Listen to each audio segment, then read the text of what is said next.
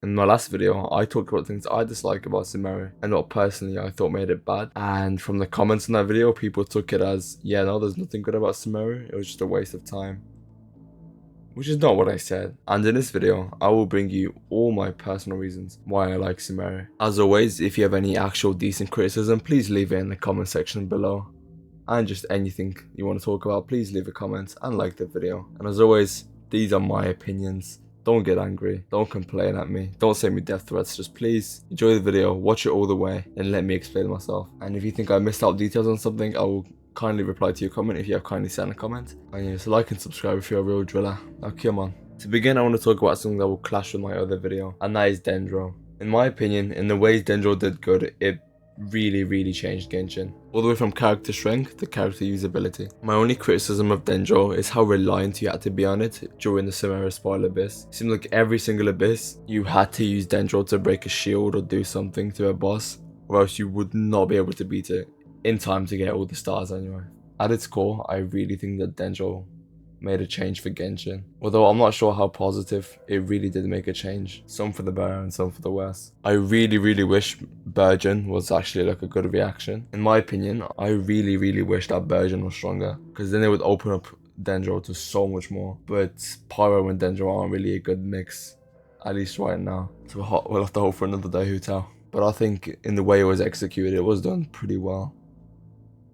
Other than the fact it was basically needed for every spoil abyss. And that is really exemplified with all the buffs given to Bloom and Hyper Bloom reactions. Other reactions being pretty much non-existent in the meta. To me, Dendro made the game just fresh again, you know, exploring what you can really do, what every reaction does, and just finding out on your own is something that was really fun to me. So I'll give Dendro the bonus for that. My next point is to talk about the sound design. I really like the music and sounds here. Like the ambience of like the birds and stuff. In my opinion, it is extremely well made. Honestly, I would probably listen to Sumeru's music in the background. To me, it is very relaxing. To me, Sumeru's music and ambience just are like no other nation in my opinion. If you go to Mondstadt, you will not have the same. If you go to Liyue, you will not have the same. If you go to Inazuma, you will not have the same. Just Sumeru has its own distinct feel to it, and that's what I think just made it seem like it was actually like something new for once. And I really hope that future Genshin patches do this as well. Now onto environmental design.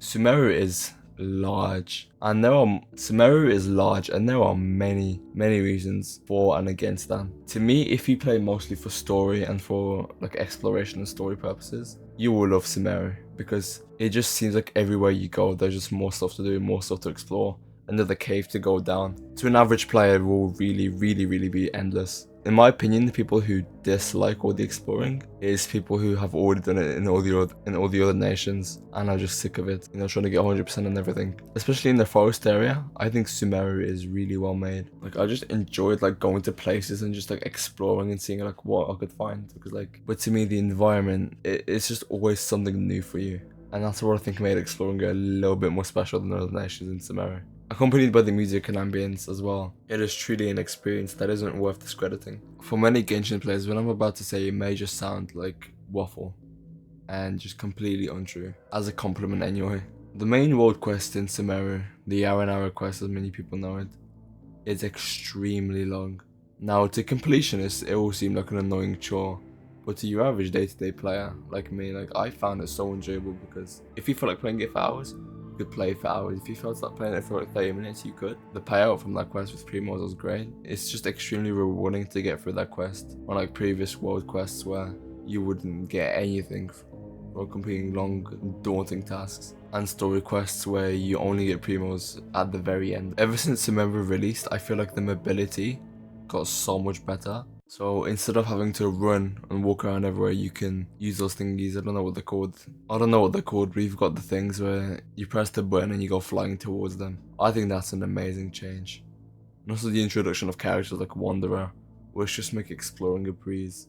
I think that made Sumeru way better because of how big it is. I think without all the movement and stuff, it would have been terrible trying to explore everything, and it would have been such a slow process. So in my opinion, them adding all this mobility and way of getting around, I think it really improved the game and the whole experience. Before Sumeru, I was just so used to having to run around the whole map, like in Liyue. Exploring Liyue without having mobility is so horrible, because you could argue that Liyue's exploration is harder than Sumeru's because of how much mountains and stuff there are and how vertical it is, with no way of getting up there pretty much. But I think what Sumeru did is very unique and very amazing. From a visual and audio standpoint, I think the game did great, and in just content wise, it did great as well because of how much there actually is. I wouldn't say so much about the desert, but in the forest area especially, there is so much content and so much to get through. Like the tree that you have to level up and just all that.